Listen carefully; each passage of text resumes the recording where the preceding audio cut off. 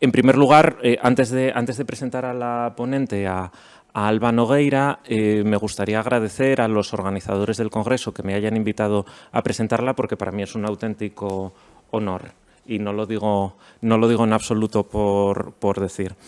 Alba Nogueira es catedrática de Derecho Administrativo de la Universidad de Santiago de Compostela y lo cierto es que hoy se la invita para hablar sobre vulnerabilidad y Estado social, pero se la podría invitar para hablar de muchas cosas, porque tiene diversas líneas de investigación que ha trabajado a lo largo de los años y con respecto a las que es una auténtica referencia. Realizó la tesis en la Universidad de Santiago de Compostela sobre un tema que abordaba desde la perspectiva medioambiental las transformaciones de la actividad de policía, que ya es una denominación que se está perdiendo en favor de la de ordenación y control, y en este sentido su monografía Ecoauditorías e Intervención Pública Ambiental y Autocontrol Empresarial es uno de los trabajos fundamentales desde la concreta perspectiva de la transformación de la actividad de policía en ese contexto y más en general en relación con estas nuevas formas de control administrativo. Esta monografía es la tesis doctoral en la que abordaba dos líneas de estudio, actividad de policía y derecho del medio ambiente. Son líneas que la han acompañado a lo largo de los años, ¿verdad? Desde la primera perspectiva ha trabajado, por ejemplo, en profundidad la directiva de servicios y las transformaciones que desde la perspectiva de la actividad de ordenación y control ha tenido, las implicaciones que ha tenido su aprobación. En este marco, en este contexto, por ejemplo, ha coordinado un libro colectivo y la perspectiva ambiental también la ha mantenido a lo largo de los años y en los últimos tiempos, por ejemplo, ha trabajado mucho sobre economía circular y residuos. Sobre estos temas y también ha trabajado mucho en los derechos lingüísticos y la materia que hoy la trae aquí, que es la de la vulnerabilidad y el Estado social. Con respecto a todos estos temas, es autora de varias monografías, de múltiples artículos y capítulos del libro, investigadora principal de diversos proyectos de investigación, directora de varias tesis doctorales en las que se abordan estas cuestiones. Tenemos hoy, por ejemplo, el gusto de contar con uno de sus discípulos, Andrei Quintea, que trabajó sobre el derecho a la vivienda.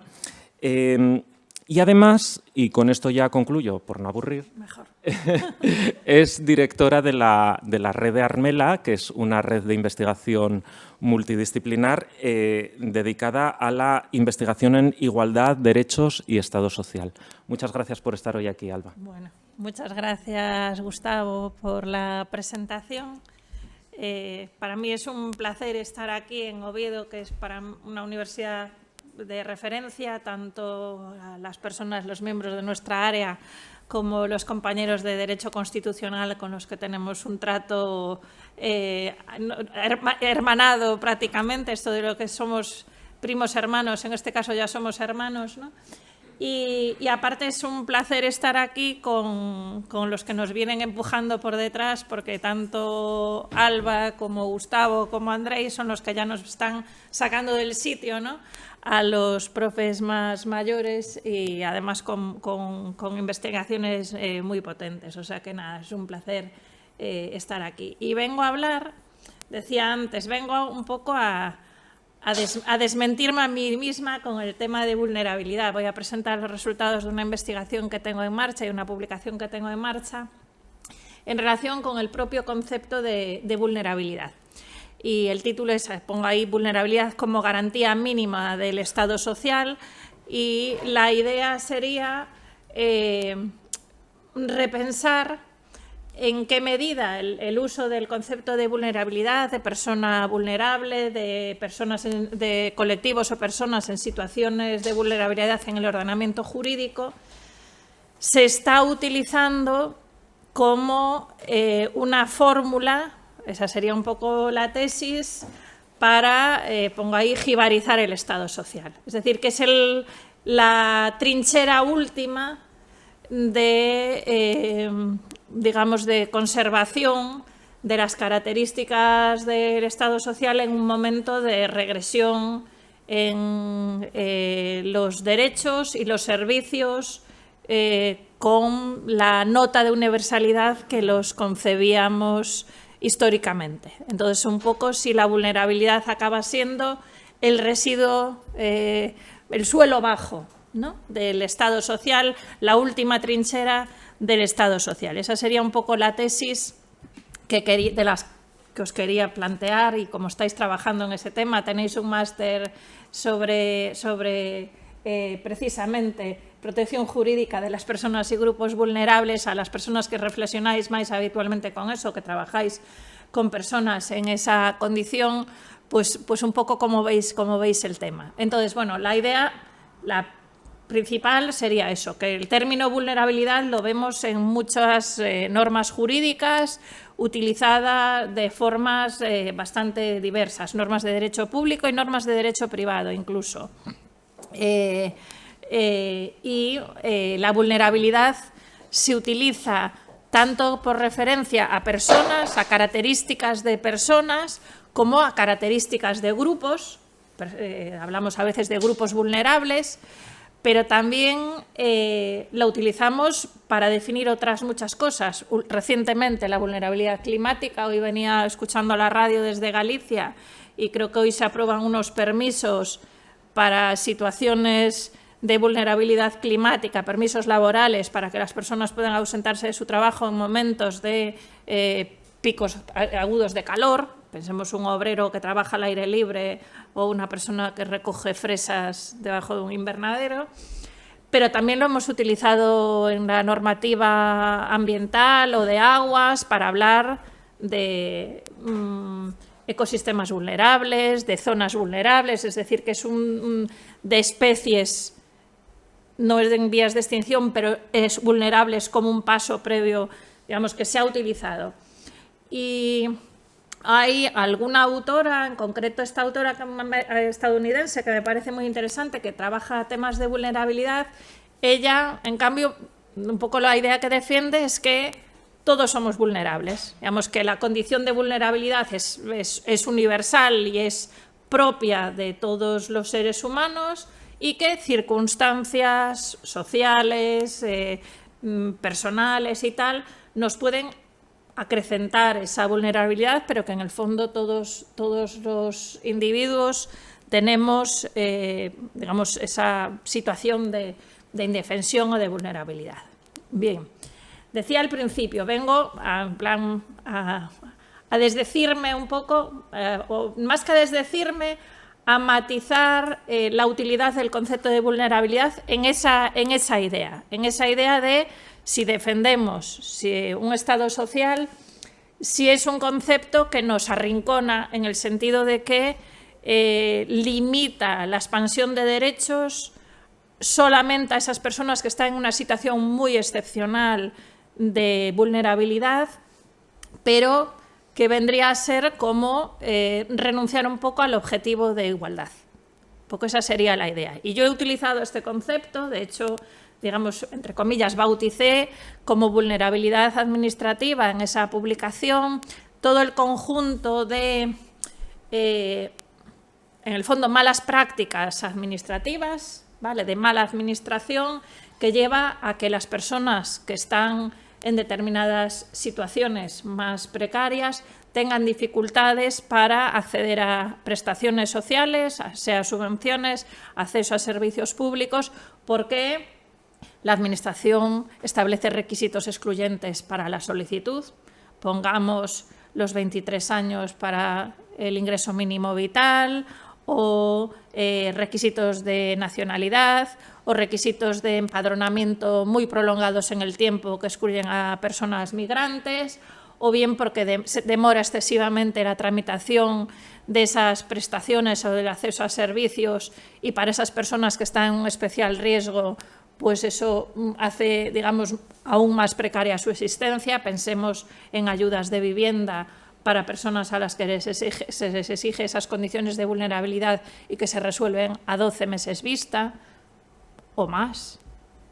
porque las ayudas, por ejemplo, el bono joven de alquiler, muchas comunidades autónomas tardaron casi 2 años en resolver esas ayudas, o bien se contesta con silencio, o bien hay una ausencia de apoyo administrativo para cubrir los impresos, para recopilar la documentación y entender cuál es necesaria, o bien hay una brecha digital que impide en el ingreso mínimo vital. Los 2 informes que publicó la AIREF indican que alrededor más de la mitad de los potenciales perceptores de la ayuda no la habían solicitado. Y la evaluación que hace la AIREF es que muy probablemente una parte de ellos importante sea por brechas digitales, por ausencia de información. Es decir, que, y hay estudios politológicos donde se ve que incluso hay un estudio de Cáritas de hace 2 o 3 años donde indica cómo a menor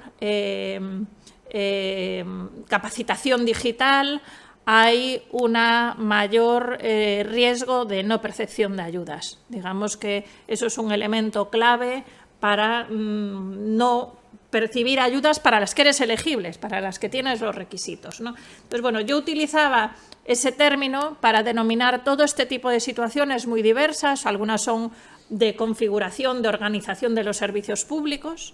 La Ley de Vivienda de Valencia, por ejemplo, preveía servicios de apoyo en la solicitud de prestaciones, ¿vale? Pueden ser cuestiones organizativas, pero en otros casos son cuestiones procedimentales, procedimientos mal diseñados, con trámites excesivos, procedimientos no proactivos. Por ejemplo, el Estado hace un par de años diseñó una ayuda de concesión automática por parte de la agencia tributaria a personas con bajos ingresos de 200 euros.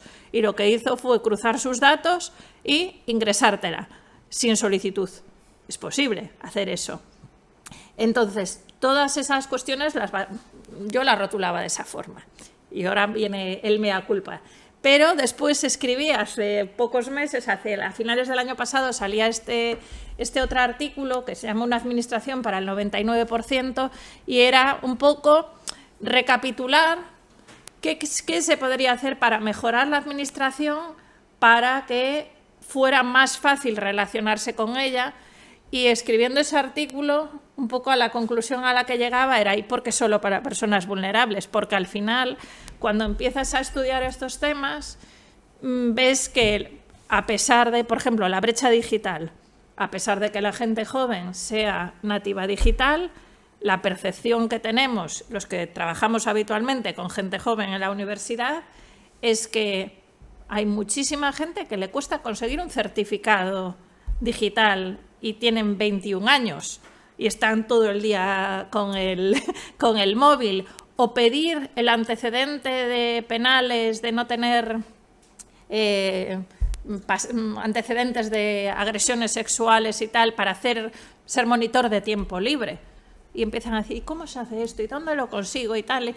Entonces, estas cuestiones acabas viendo que son más duras para aquellas personas que tienen otras notas, pero que esa condición humana de vulnerabilidad de la que hablaba al principio es, digamos, no es exclusiva de esos grupos o de esas personas, sino que ahí defiendo que hay una manifestación del principio del derecho de igualdad, que debería ser, digamos, la igualdad, entre comillas, procedimental, esa vertiente procedimental, en el sentido que no solo llega con proclamar derechos, igualdad formal, no solo llega con tener instrumentos de aplicación de esos derechos, pongamos que hay presupuesto para desarrollar esos derechos, que si no tienes una igualdad administrativa, en el sentido de si esos derechos son difícilmente ejercibles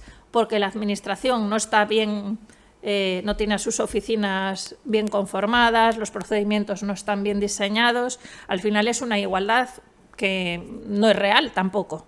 Entonces, esa es un poco la idea que está detrás de esta intervención.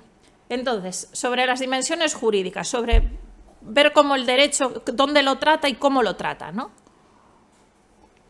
Después voy a ir poniendo cada uno de estos ejemplos separadamente.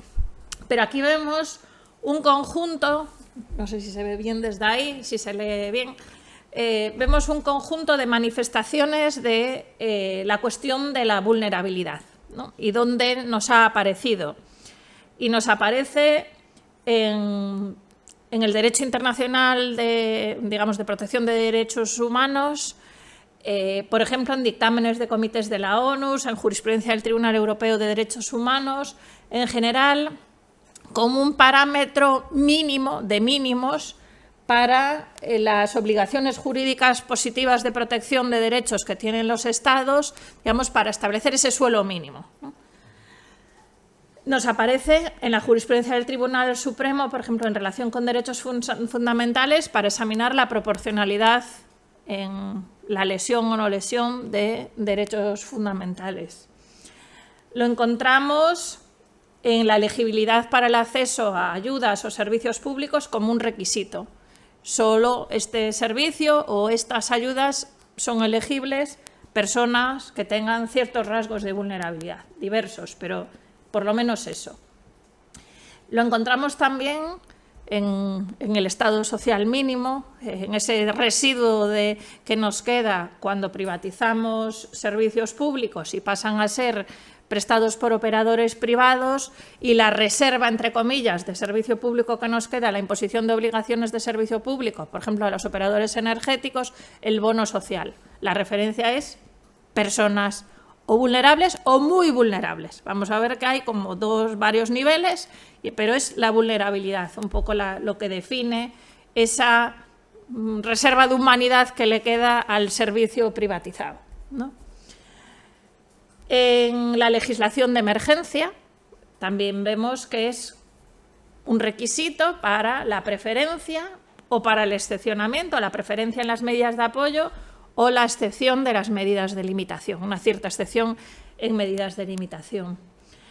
En los casos ambientales lo vemos también como una priorización en las medidas de protección para las personas o para los entornos, físicos que tengan esas condiciones.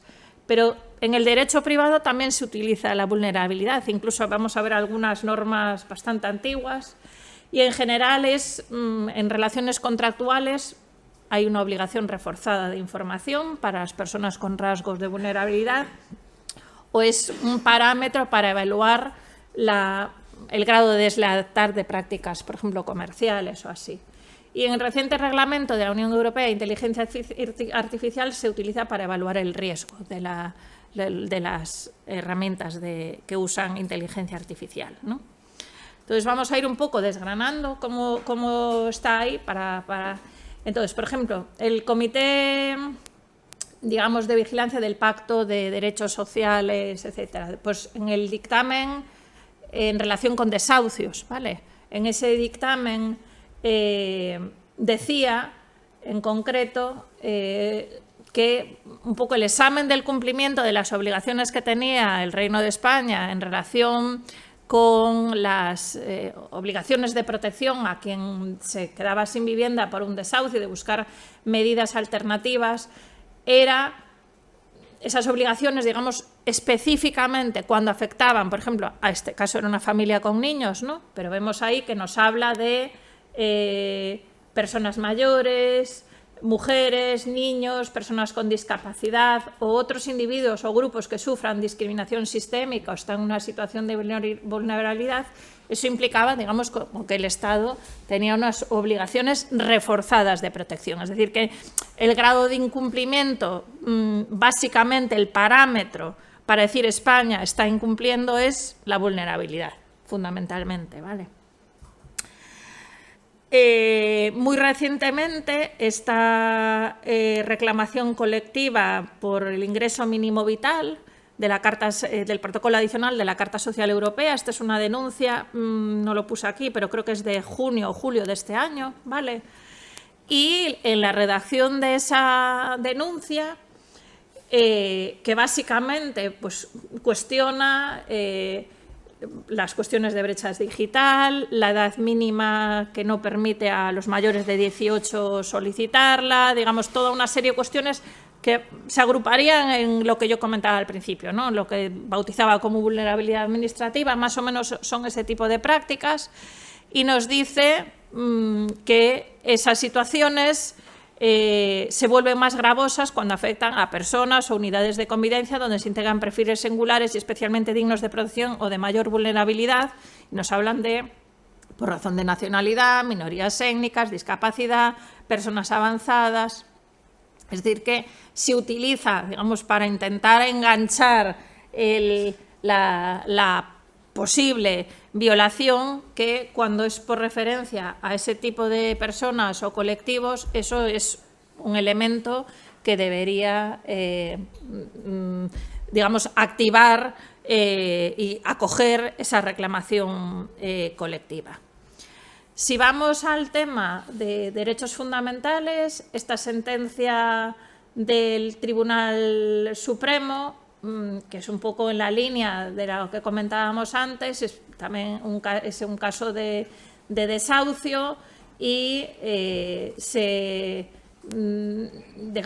establece que no haber observado esa especial situación de vulnerabilidad de esas personas en el momento en que se toma la decisión, pues también es un elemento relevante en el examen del caso, en el grado de vulneración, en la proporcionalidad de las medidas adoptadas en ese supuesto. Esto ya no sé si lo veis o si no, pero bueno. ¿Qué? Lo intuís, bueno, os anuncio, yo tampoco lo veo, que de aquí no veo nada, pero bueno, os digo de qué va. En el ingreso mínimo vital, ¿no? El requisito, y como esto, muchas otras prestaciones. En el artículo 1 y 2, cuando se define el ingreso mínimo vital, se hace precisamente por referencia a las situaciones de vulnerabilidad.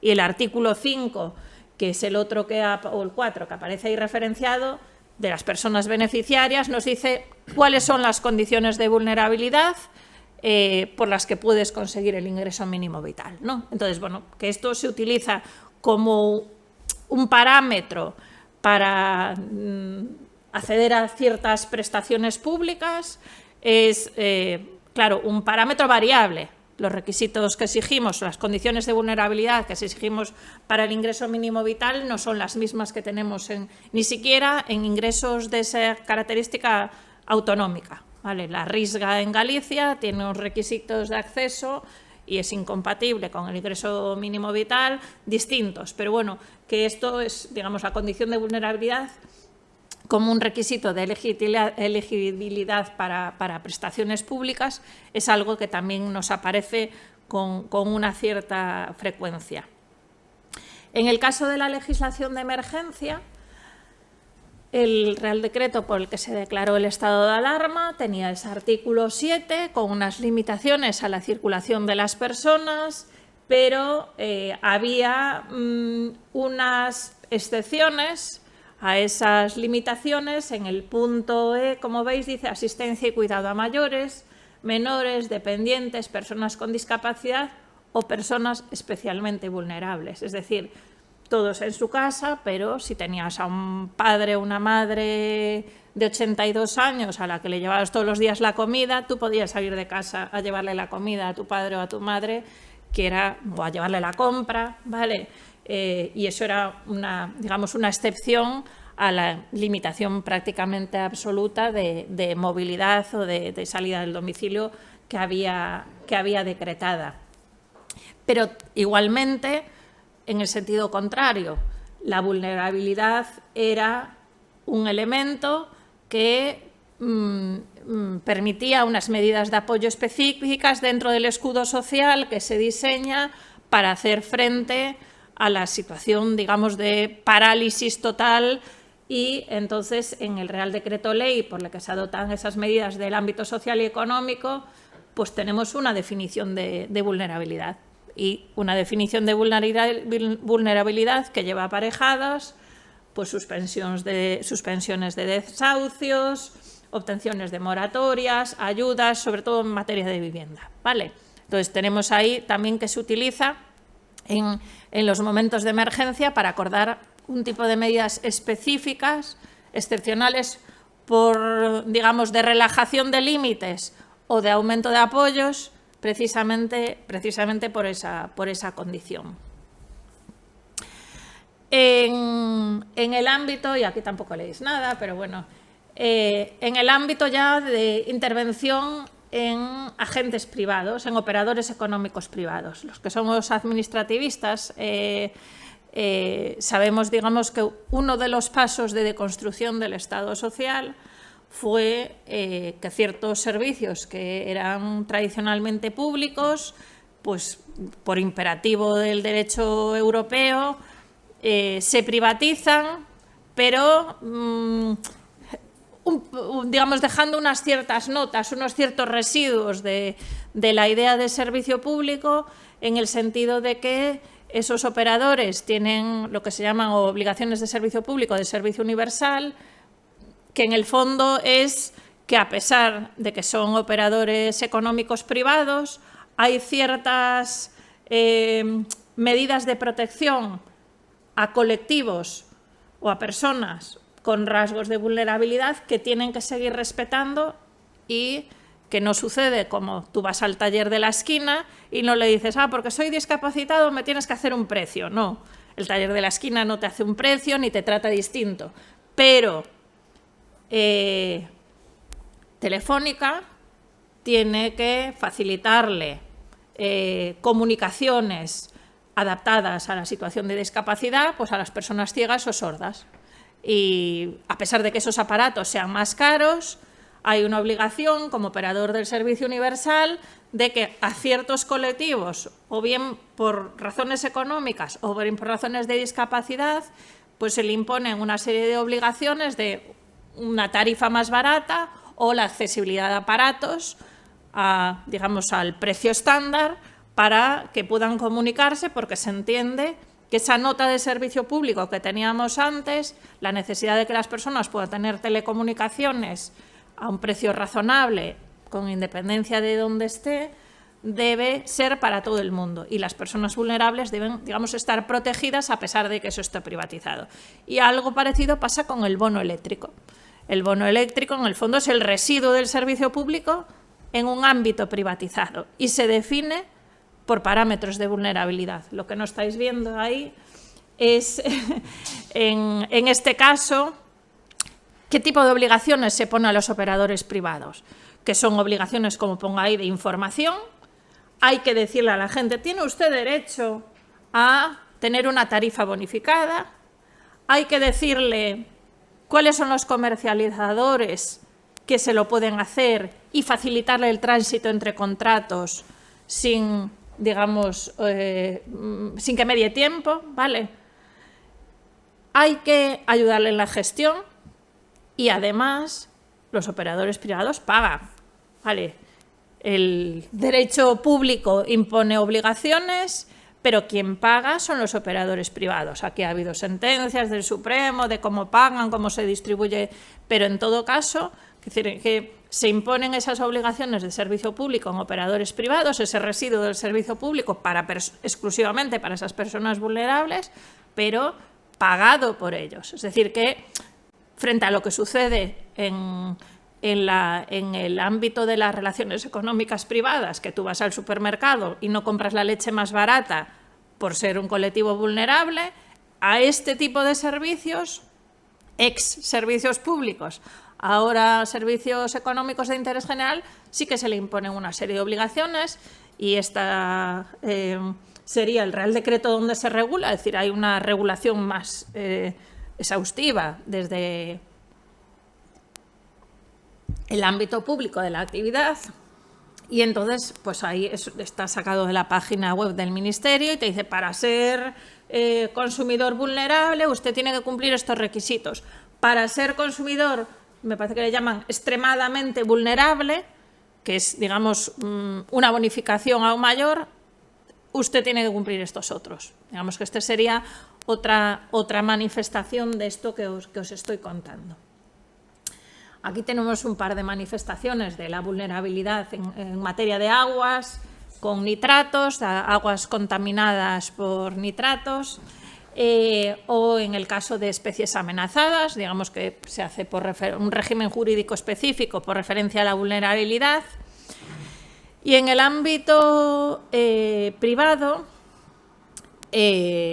como veis ahí, es la Directiva sobre las prácticas comerciales desleales y nos dice que esas prácticas comerciales desleales que pueden distorsionar de manera sustancial en un sentido que el comerciante pueda prever razonablemente el comportamiento económico únicamente de un grupo claramente identificable de consumidores especialmente vulnerables a dichas prácticas o al producto a que se refieran por padecer estos últimos una dolencia física, un trastorno mental, por su edad o por su credibilidad, deberán evaluarse desde la perspectiva del miembro medio de este grupo. Es decir, que para decir esta práctica es una práctica desleal, que estemos hablando, tú le estás dirigiendo una publicidad a esas personas que pueden ser especialmente crédulas, ¿vale? Pueden ser menores y le estás dirigiendo una publicidad que en el fondo pueda abusar de esa situación, pues es algo para que pueda calificarse como una práctica desleal esa práctica concreta. O incluso una ley mucho más antigua que me señalaba la catedrática de Civil de Santiago, Maripaz García Rubio, hace un par de semanas, la ley de usura, 1908, decía que es, digamos, aparejaba la consecuencia de nulidad al contrato de préstamo, dice que establece un interés notablemente superior al normal del dinero, dice, haciendo motivos para estimar que ha sido aceptado por el prestatario a causa de su situación angustiosa, de su inexperiencia o de lo limitado de sus facultades mentales. Es decir, que tenemos ahí manifestaciones de que en el derecho de contratos ya se aplicaban consecuencias distintas a esas relaciones contractuales, la nulidad del contrato, porque afecta a personas que tienen notas de vulnerabilidad, ¿no?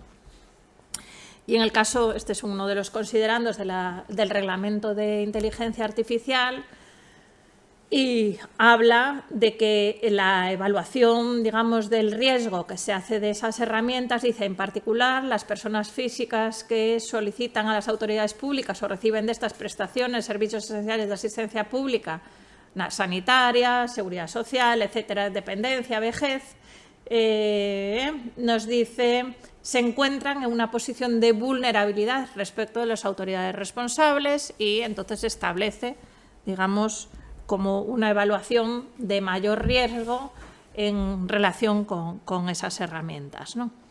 Entonces, un poco examen transversal de normas donde nos aparece la vulnerabilidad como un criterio para acordar derechos, para reducir límites, para establecer excepciones, un poco la idea que acaba transmitiendo es que siempre como el límite mínimo de protección admisible, ¿no? Digamos que es como donde está la barrera de la admisibilidad o inadmisibilidad de determinadas situaciones que se consideran especialmente lesivas, ¿no? Es el límite mínimo, como vemos, para la interpretación internacional de ese margen de apreciación, de esa deferencia que normalmente dan los tratados o convenios internacionales que conceden, digamos, que establecen regulaciones de derechos humanos, y normalmente la idea es que se entiende que los estados que suscriben esos convenios pues actúan razonablemente bien, hay una deferencia hacia la interpretación interna de que están cumpliendo, y un poco donde se activa la bandera roja es cuando esas obligaciones positivas pues tocan a personas vulnerables, que es como que el examen, el escrutinio sobre el comportamiento de los estados es como más exhaustivo.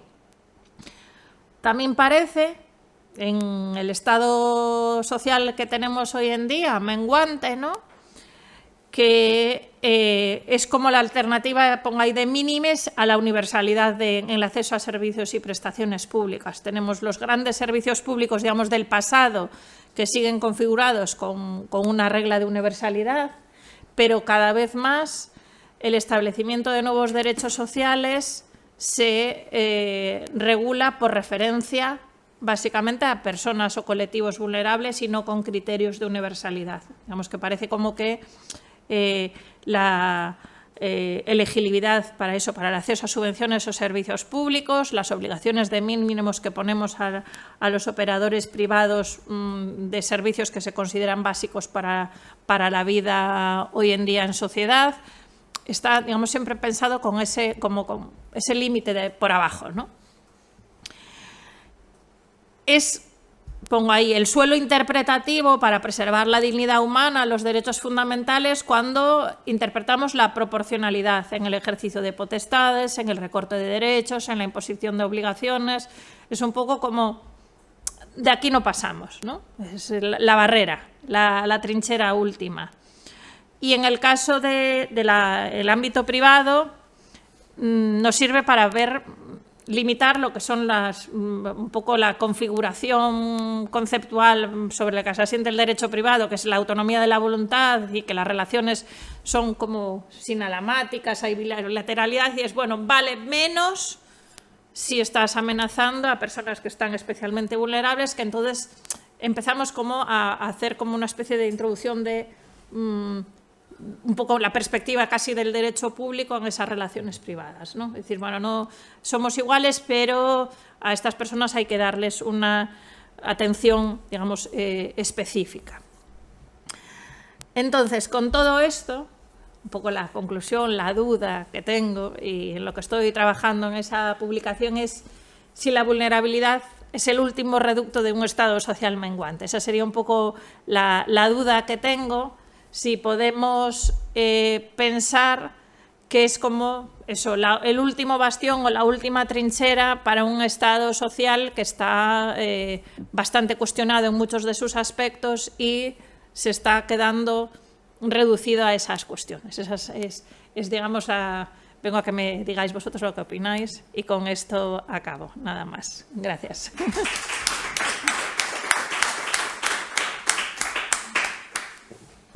Bueno, pues muchísimas gracias, Alba. Ha sido una intervención muy sugerente en la que tratas muchas cuestiones y planteas muchas dudas. Yo creo que en este momento podemos abrir el turno de debate para que formuléis dudas, los asistentes o reflexiones y establezcamos un diálogo con Alba. Tenéis la palabra. María.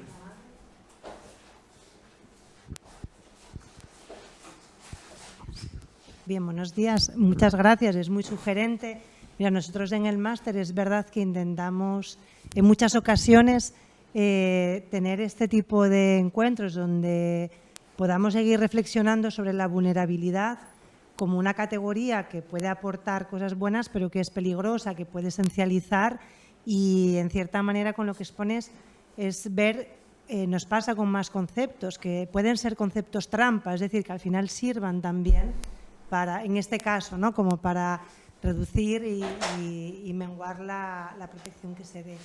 A mí también me deja, bueno, con una convicción. Parte de esta jornada queríamos que hubiera sido unas intervenciones relacionadas con la idea de la comunicación clara o el derecho a la comunicación clara. Intentamos que vinieran de la Cátedra de Comunicación Clara, Estrella Montolío, bueno, personas que están haciendo proyectos y que yo creo que tienen esa mirada. También la de que, sin negar una vulnerabilidad que podríamos llamar especial, o en la línea de Catriona Mackenzie, que también hay algo que es común y que necesitamos todas las personas, ¿no?, que es un derecho de ciudadanía. Entonces, no pudimos, pero bueno, a mí me interesaban mucho también esos trabajos, los informes de Prodigioso Volcán sobre si la Administración habla claro, que tiene algunos específicos sobre vulnerabilidad, pero muchos que son en general, y yo creo que es una línea que necesitamos trabajar. A mí me recuerda cuando aquí en la universidad el personal técnico de ONEO, que es la oficina que da apoyo a la discapacidad o a las... Siempre nos decía que todas las mejoras que se hacen en accesibilidad, por ejemplo, benefician a todas las personas.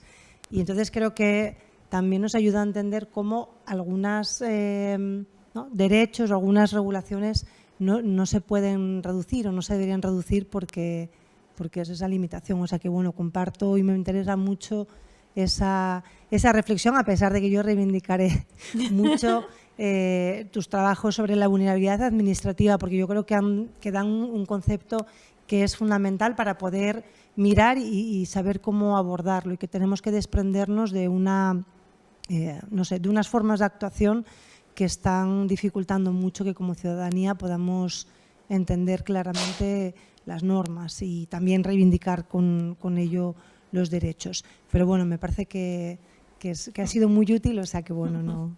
Bueno, la idea un poco era polemizar algo, porque yo estoy de acuerdo que el concepto es un concepto que es útil, ¿vale?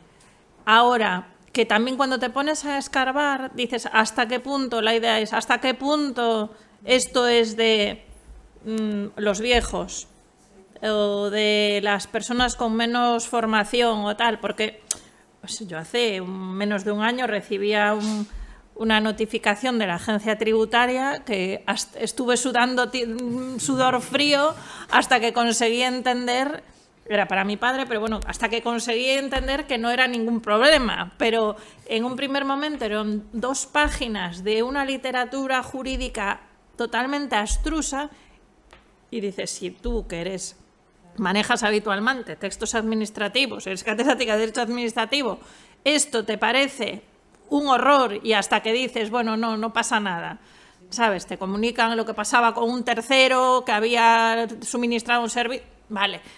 Pero en un momento dices, es que cualquier persona le llega esto y dice, Dios, me voy a la cárcel, ¿sabes? Porque en un tono amenazante, un texto absolutamente oscuro... o cuando ves eso, que estudiantes de universitarios les cuesta conseguir un certificado electrónico, que no saben cómo pedir una ayuda pública, dices, es que esto no es de característico. Y el problema de focalizar en la vulnerabilidad los servicios de atención, que hay pocos, pero es que en el fondo es como si la administración se desentendiera de funcionar mal. Digamos que el patrón de mala administración es admisible siempre que le pongas un lazo en un lado. Y yo creo que el problema es muy general. Y entonces que un poco esta reflexión va encaminada a si esto es necesario para todo el mundo. Lo que tú dices de la discapacidad, efectivamente. Cuando tienes un bebé te dices, pues mira, si es que hace falta poder subir bordillos, no sé cuánto, y antes no te dabas cuenta. Y entonces se adaptan los bordillos para las personas con sillas de ruedas, pero después cuando eres una persona mayor que vas con un bastón, una madre que va con un carrito, no sé, ves que es necesario. Entonces que al final esa mirada de casi todo el mundo en algún momento puede tener algún tipo de situación. Y tampoco sé por qué por defecto la administración debe funcionar mal, resolver tarde, contestar con silencio, mandar textos oscuros. Es decir, que todo eso debería ser. Pero el problema es que eso lo trasladas, por ejemplo, eso a la configuración de servicios públicos o de prestaciones sociales, y que al final hay algunas que puedes entender que estén más focalizadas, pero probablemente también es fruto de un momento donde la ambición ya es como que contener, ¿no?, el Estado social y hacerlo muy residual en muchos aspectos. Sí, ¿más cuestiones? Sí, Alba. A ver, no, o sea, yo sí que, vamos, totalmente de acuerdo, un poco en todo en realidad, ¿no? Pero o sea, sí que creo que debemos insistir en la utilidad del concepto de vulnerabilidad. Y yo, sobre todo, además, cuando hablamos de vulnerabilidad, y esto yo creo que además nos ha pasado en algún foro, que las personas que además no están trabajando tanto estos temas o que no... cuando empezamos a hablar, por ejemplo, de brechas digitales, todo el mundo además tiende a pensar mucho más en las personas más mayores, y todos esos otros colectivos, o incluso la dificultad que nosotras mismas podemos tener a la hora de lo que has dicho, los certificados digitales. Yo tengo una pelea con mis estudiantes, vamos, de hecho les voy a poner una práctica que sea que se saquen el certificado digital, porque no les cuesta muchísimo, ¿no? Pero bueno, más allá de eso, que sí que es verdad, o sea, yo creo que la importancia también de insistir en la vulnerabilidad, más allá de que sí que es verdad que al final a lo mejor luego tiene sus consecuencias negativas, es un poco que yo creo que hay una parte muy importante de la población que sigue estando invisibilizada y que yo creo que sí que todos podemos llegar a ver que tenemos familias más mayores o que vamos a llegar a ese punto en el que vamos a ser vulnerables, pero no estamos viendo también a esa otra población, a las personas sin hogar, a todo esto. Entonces, de hecho, es que me estaba acordando concretamente el STEM de 2021, que hablamos un poco de estos temas, y luego el debate era todo en relación con esto, personas mayores, ¿no? Y no tanto de, bueno, pues que y estas otras personas a las que les están pidiendo estar empadronadas no sé cuánto tiempo y no pueden. Entonces yo creo que, o sea, aparte de mantener el concepto de vulnerabilidad y no renunciar a que el Estado social sea para todos, creo que dentro de eso tenemos también que insistir en la visibilización de estos grupos. No sé, así como... Sí, es bueno, que las albas estamos siempre de acuerdo. Sí. Yo estaba, sobre todo cuando comenzaste, porque luego ya creo que, en fin, que se ha seguido perfectamente y se ha comprendido muy bien lo que quieres decir, pero estaba sufriendo un poco porque en el sentido siguiente, el concepto de vulnerabilidad que se traslada en el propio máster es un concepto de vulnerabilidad amplísimo. Yo, de hecho, fui alumno de la primera edición del máster, me acuerdo de las clases de Leonor Suárez Llanos, y claro, al final uno llegaba a la conclusión de que somos vulnerables todos, esto que comenta la autora que citabas, ¿no? Porque realmente somos vulnerables en el marco de una relación de consumo, porque estamos frente a una empresa que lógicamente tiene un poder que nos impone unas condiciones generales de contratación, aunque esto tenga una perspectiva, por supuesto, de derecho privado más que de derecho público. Y yo entonces estaba sufriendo en ese sentido y pensaba, bueno, luego ya se ha resuelto muy bien la duda y Era creo para que esa tensión, claro, creo que esa tensión se ha ido relajando a medida que avanzaba la ponencia, ¿no? Yo te quería invitar a que reflexionaras ahora con todos en relación con cuestiones que has avanzado también, que de hecho ha apuntado Alba en parte de su réplica o de su reflexión, que tiene que ver con trabajos que ya has desarrollado y a los que te has referido, sobre las ayudas y los requisitos que se establecen para las personas. Yo creo que todos tenemos, en fin, bueno, mucha gente conocerá el ensayo de Sara Mesa, que es una novelista estupenda y que tiene un ensayo magnífico que se titula Silencio administrativo, precisamente, ¿no? Y que hablaba, entre otras cuestiones, del requisito o de la exigencia de empadronamiento para personas que están en la calle. Pues claro, es que es inimaginable que muchas de ellas se hayan preocupado, si duermen en la calle, que se hayan preocupado de empadronarse en el municipio al que van a solicitar el acceso a una ayuda o la prestación de un servicio, ¿no? Entonces, en tu opinión, porque claro, esto para mí o sea, el pecado original está en la configuración normativa de los requisitos. En tu opinión, ¿esto cómo se podría racionalizar o cómo se podría revisar? Porque tendemos, ahora se reflexiona mucho en el marco de la regulación de los procedimientos de elaboración de normas. Vamos a establecer un informe de género, que además me acuerdo de una cosa muy graciosa, estaba pensando en esto esta mañana. Al menos en primera vuelta del Consejo de Ministros, la Ley de Bienestar Animal tenía un informe de género positivo. Y yo pensaba, bueno, debe ser que las mujeres las consideran animales, porque si no... Entonces, quiero decir que se ha burocratizado mucho todas estas cuestiones. No creo que la respuesta sea un informe o un informe sobre el impacto en personas en situación de vulnerabilidad, pero ¿cómo se podría hacer esto para mejorar la configuración normativa de este tipo de ayudas Parece que me dejas botando la pelota porque te voy a contestar. Estamos haciendo una guía de buenas prácticas. Anda, pues. Andrei está estos días trabajando y yo también en esa cuestión. O sea, nuestro grupo de investigación tiene un proyecto sobre vulnerabilidad administrativa y administración, y entonces un poco como resultado final del proyecto, que contamos con acabar con eso pues este mes, más o menos el mes próximo, o sea, en este año, dándole la vuelta. O sea, analizamos las malas prácticas. La guía empezó, hicimos un examen un poco para tener también una cata de casos, ¿no? Con cosas que ya estábamos viendo, de noticias de periódicos, de normas que teníamos identificadas, lo habíamos hecho para el tema de vivienda ya previamente en un proyecto anterior.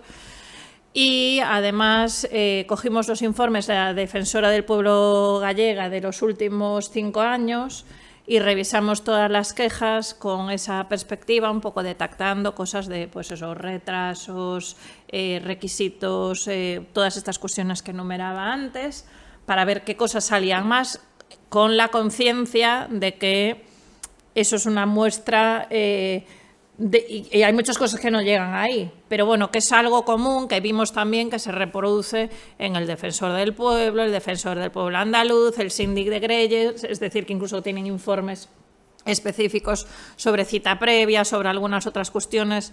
Entonces, empezamos por ahí.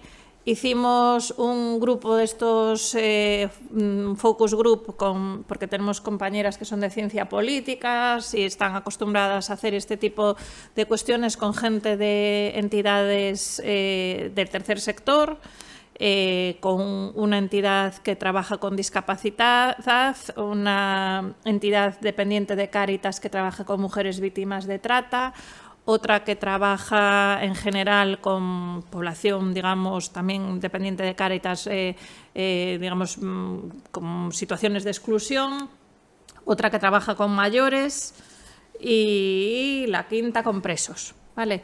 Y ahí un poco les hicimos pues un cuestionario, estuvimos hablando con ellas varias horas y salieron más cosas. Por ejemplo, incluido que las víctimas de trata, para pedir ayudas, el impreso online tiene un hueco para el DNI. Como la mayoría o tienen pasaporte o no tienen nada, no se puede seguir pidiendo la ayuda porque no puedes pasar a la siguiente página. Una cosa tan simple como esa, que el formulario es electrónico y no puedes pasar de pantalla mientras no metes ese dato. Entonces, son trabas a veces ridículas de diseño informático de un formulario, ¿vale? Pero entonces ahí salió como un catálogo de cosas que estaban mal, ¿vale? Pues esos empadronamientos, un montón de cosas. Y incompatibilidad entre ayudas, el propio trato administrativo, a veces bastante áspero y o sea, situaciones de que en gran medida, por ejemplo, todos los trabajadores sociales de estas entidades dicen que por defecto, en general, esas personas piden que los acompañen a las oficinas administrativas porque creen que los tratan mal y cuando van acompañados los tratan mejor, o sea, un poco una minorización de edad de esas personas. Y después, a raíz de eso, lo que hacemos es las buenas prácticas, un poco detectar experiencias que se están produciendo por ahí, que pues la ayuda proactiva de los 200 euros sin necesidad que se solicite, que se está produciendo, por ejemplo, en Cataluña, es que no me acuerdo ahora en dónde exactamente, no sé si es en el Ayuntamiento de Barcelona, por ejemplo, con ayudas en relación con la situación escolar. Si una familia te pidió la ayuda de comedor escolar, los 2 últimos cursos, los hijos siguen escolarizados, por defecto resuelves dándosela y en todo caso revisas, pero quiero decir que es posible servicios proactivos. Y de hecho yo ahora estoy en un comité de expertos para la reforma de la administración catalana y un poco una de las patas es esa, ver cómo se ofrecen servicios proactivos aprovechando los datos. Es decir, que esa posibilidad, el Ayuntamiento de Barcelona, por ejemplo, tiene una aplicación que está muy bien, que es que tú metes tus datos personales, pues tu edad, tu situación económica, si tienes hijos, si eres migrante, si no sé cuánto, y te sale el catálogo de ayudas para las que eres elegible. No es tu dato, no es poner tu nombre, sino poner tus características.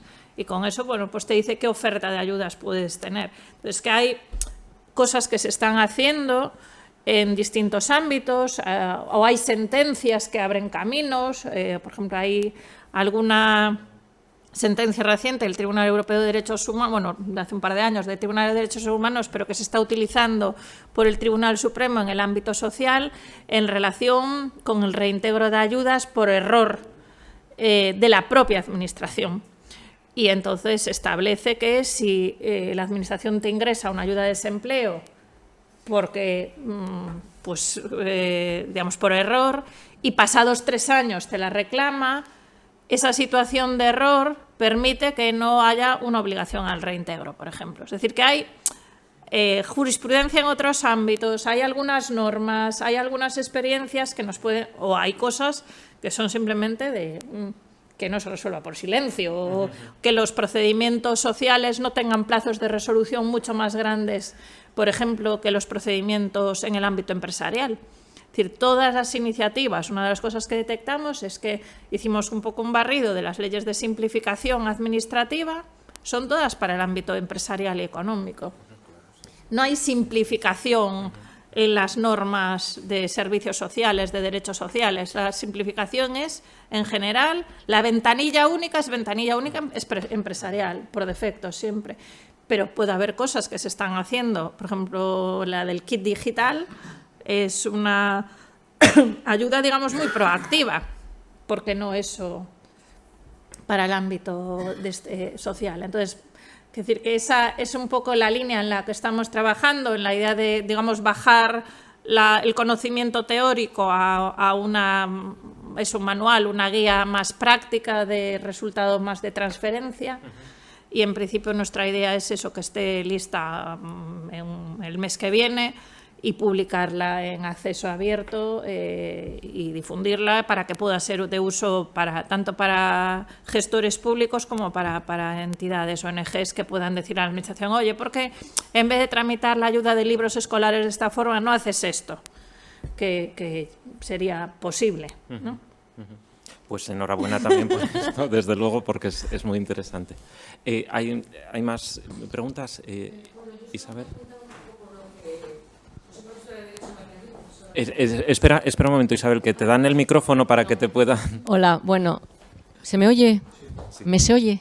Sí. Bueno, muchas gracias por la exposición, que me ha parecido interesantísimo, y muy brevemente solamente quiero un poco recoger algunas de las ideas que tú, te voy a tutear, has manifestado, y que yo creo que algunas de ellas se recogen perfectamente en la ley 4/2022 de consumidores vulnerables, o mejor dicho, de situaciones en las que un consumidor puede encontrarse por circunstancias de especial vulnerabilidad económicas o sociales, ¿no?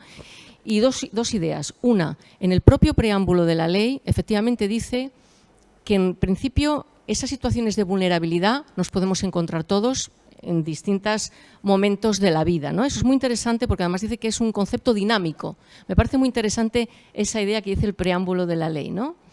Y luego, porque además se reduce al ámbito privado. Esta ley habla del etiquetado inclusivo, que también tú has mencionado, y en unas disposiciones adicionales al final de esta ley, ordena al Gobierno que implemente una serie de medidas especiales o que adopte las medidas legislativas pertinentes para favorecer la inclusión financiera de las personas, sobre todo aquellas personas de mayor edad, ¿no? Vino como consecuencia del COVID, cuando no se les dejaba, ni estaban capacitados para la digitalización, ni tampoco se les permitía ir a la sede. Entonces, bueno, que es muy interesante la lectura de esta ley, que se circunscribe al ámbito exclusivamente privado, y que complementa muchas de las ideas que tú mencionabas. Así que me ha encantado tu exposición. Muchas gracias. Pues muchas gracias por seguir dándome pistas. Sí, Dolores también, sí. Muchas gracias por la exposición, muy sugerente, y que a mí me plantea la reflexión de si la alternativa a que la vulnerabilidad sea o pueda llegar a ser el último reducto de un estado social menguante, que creo que planteas con una cierta perspectiva crítica, puede y debe de ser una consideración de vulnerabilidad general, teniendo en cuenta las dificultades que todo el mundo tiene o puede tener, y tenemos, y en el ámbito digital soy la primera, pues en función de competencias, de habilidades, incluso a veces de motivación, porque llama mucho la atención que la misma persona que no es capaz de poner el Netflix sea capaz de poner unos programas de lavadora en frío, caliente, mediano, no sé cuánto, que a mí me superan, que va todo junto. Y de que también muchas veces la la motivación nos afecta y no nos damos cuenta.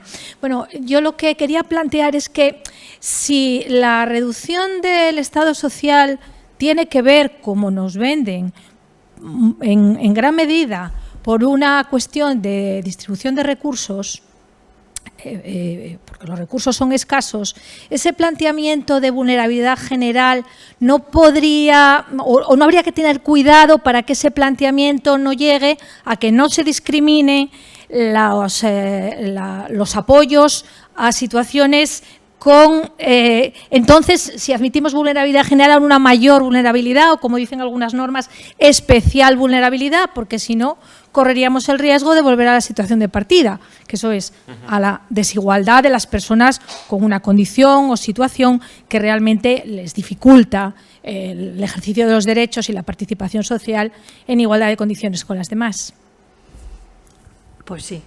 Sí, pero no. Vamos a ver, yo creo que la idea, un poco formulada como la estoy empezando a trabajar, la idea sería que si la administración, pues yo estoy hablando sobre todo como administrativista, ¿vale? Si la administración se configura de una forma más amable, acabas no necesitando dar esos apoyos especiales en muchos casos a las personas que sí que están en una situación de especial vulnerabilidad. Es decir, que si realmente... Yo creo que la administración, una de las grandes, de las cosas más olvidadas desde la perspectiva del funcionamiento de la administración, y en parte tiene un origen histórico, y voy a empezar por ese principio. Yo creo que los administrativistas también tenemos culpa como académicos, ¿vale?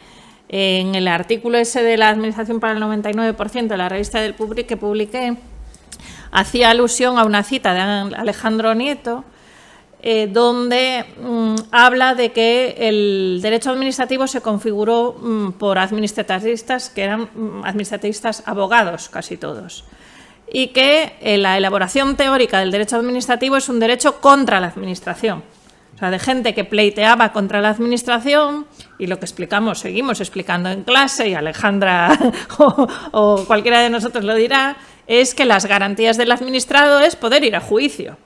Entonces, si piensas en términos del común de la población, ¿quién va a juicio para defenderse de que una administración tarde 1 año y medio en ver si una persona es dependiente? Nadie.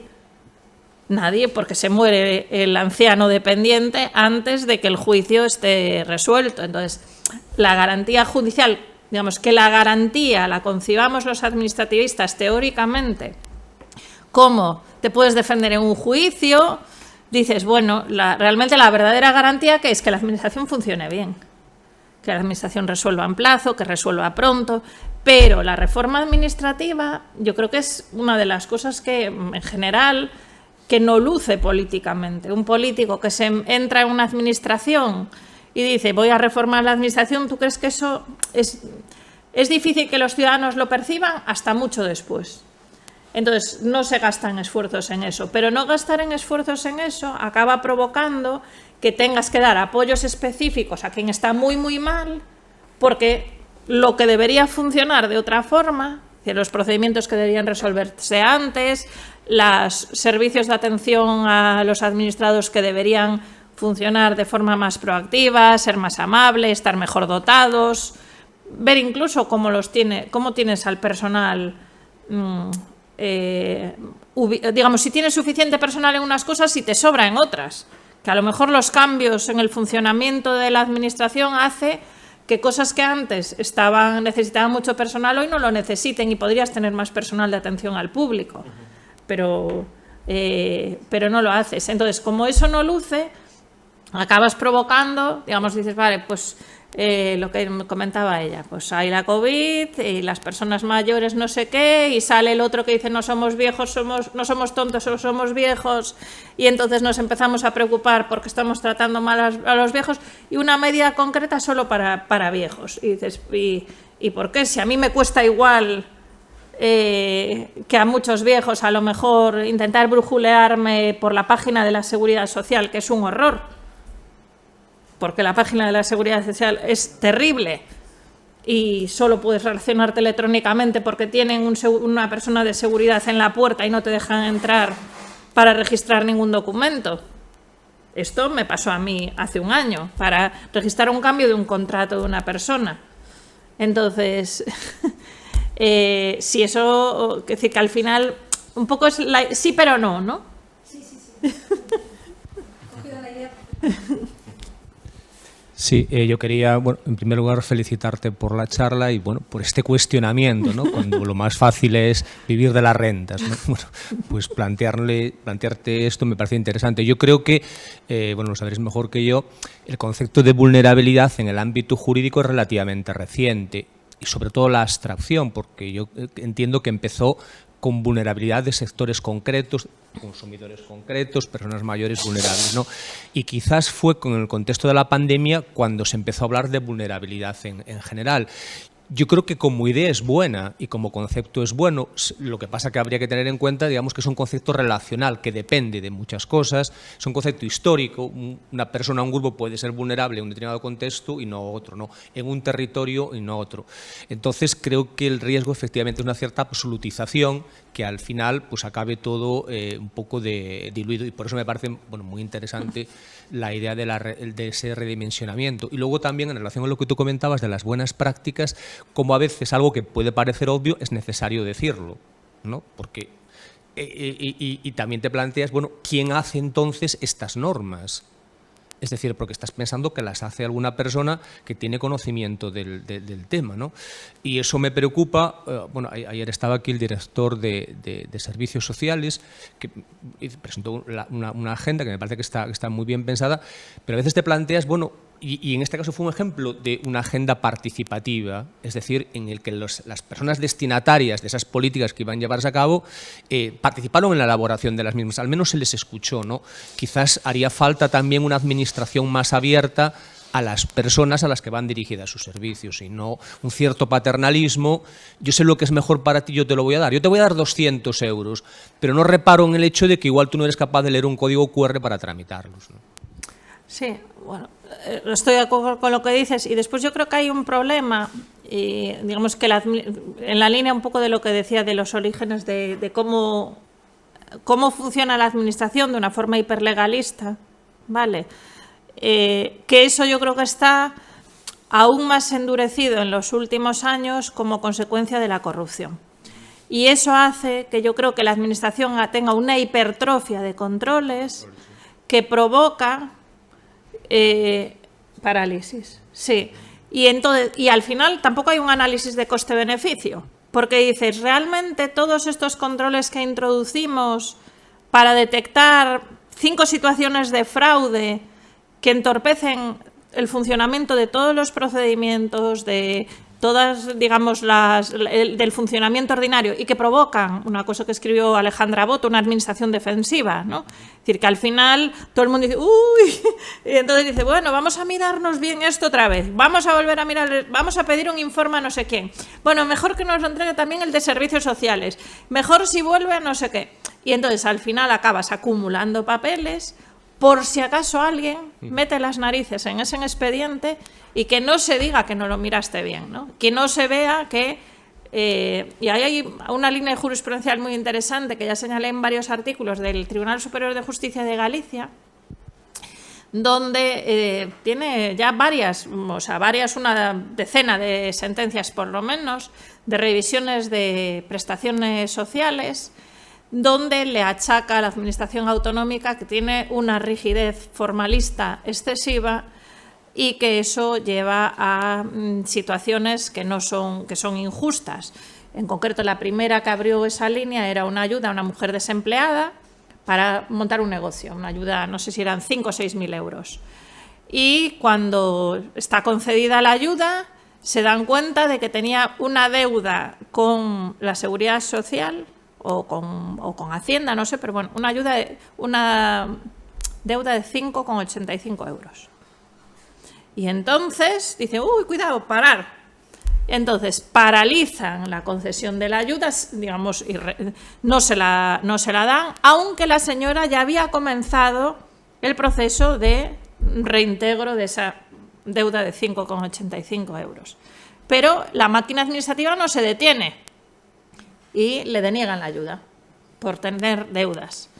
Entonces, claro, la sentencia del Tribunal Superior de Justicia dice que es una rigidez formalista excesiva porque ella había empezado a reintegrar, tenían constancia de eso y no paran la máquina. Es decir, una vez que se le activa la alerta roja, se acabó.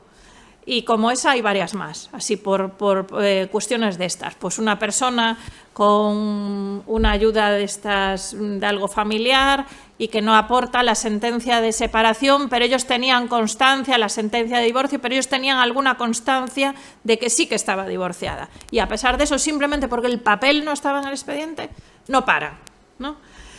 Entonces, que eso también es una cuestión que está ahí, que yo creo que la Administración en los últimos tiempos, como consecuencia de las medidas anticorrupción, a mí me parece que es especialmente ineficaz porque tiene esas prácticas defensivas. Curiosamente, que es otro de los ejemplos que pongo en el artículo de la Administración del 99%, para los fondos Next Generation, publica un Real Decreto Ley excepcionando muchas cuestiones en materia de derecho de contratos y en materia de subvenciones públicas, entre las cuales están las deudas. Y ponen hasta 3.000 euros, tú puedes tener deudas que te van a conceder los fondos de Next Generation. Es decir, que puede haber ayudas directas, puede haber, digamos, toda una serie de flexibilizaciones del derecho de subvenciones que dices, si los puede haber para las empresas, para gastar en fondos Next Generation, cuando más para personas en riesgo de exclusión, que dices, ¿y qué pasa porque esté cobrando la ayuda de libros de los niños? ¿Eso es incompatible con tener una ayuda de vivienda? Son dos ayudas sociales, pero bueno, que le diera 70 euros el ayuntamiento o tal para los libros, eso hace que sea incompatible. Y en muchos casos, por ejemplo, una de las cosas que hay es incompatibilidad con cualquier otra ayuda. Tal. Entonces, tenemos eso así. Sí, no, únicamente para concluir por mi parte, hay el riesgo de que con la progresiva automatización y la introducción de sistemas de inteligencia artificial con la idea de agilizar estos trámites se profundice en esa cuestión. Es decir, que ya no haya una persona que esté controlando que no haya este tipo de desviaciones. Claro, sí, ¿no? Falta este documento y tal, y entonces la máquina dice, se acabó. Sí, sí. Pues muy bien. ¿Hay alguna otra cuestión? En otro caso, cerramos la mesa agradeciendo nuevamente a Alba que nos haya acompañado hoy aquí. Muchísimas gracias, Alba. Bueno, gracias a vosotros.